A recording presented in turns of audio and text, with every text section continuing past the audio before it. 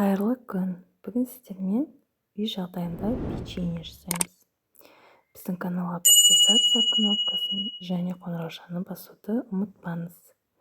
Бізге керекті заттар: бір жұмыртқа, ванильный сахар және сахардың өзін саламыз 5 үлкен қасықпен.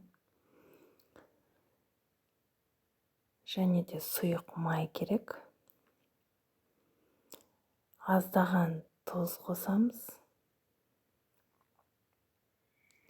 Сосын барлығын осылай араластырамыз.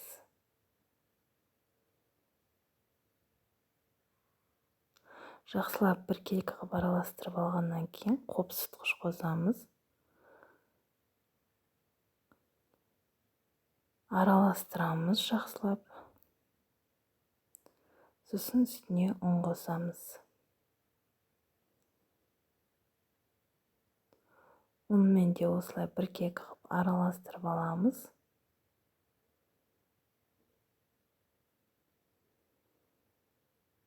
Аяғына таман осылай қолымызбен иілеп, тестамызды әдемілеп біркелкі қылдырып алуымыз керек. Рецепті міндетті түрде описанияға жазып қоямын. Сол бойынша өздеріңіз үйде жасап көруге болады.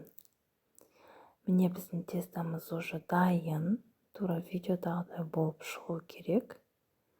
Енді осыны оқтаумен ақырындап жайып жібереміз.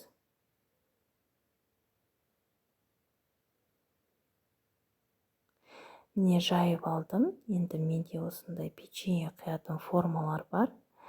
Сіздерде болса тоже құюға болады. Болмаса, обычный суық құятын стакандармен құя берсеңіз болады. Бетіне дәмдеп өздеріңіздің қалауларыңызбен себуге болады. Мен қантпен және мактан қостым. Видеода көріп тұрғандарыңыздай осылай аунатып алдым. Сонда тәттірек шығады. Егер тәтті жемейтін болсаңыз, ештеңеге аунатпай-ақ печеньенің өзін ғана пісіруға болады.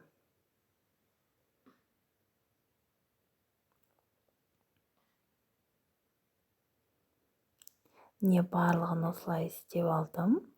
Енді формаға салдым. Форманың астын майлап жібересіздер. Не уже менің печеньем дайын. Ары кетсе 20 минутта пісіп қояды. Өте дәмді тәтті шықты. Достар, сіздер де міндетті түрде жасап, лайк, комментарий жазуды ұмытпаңыздар.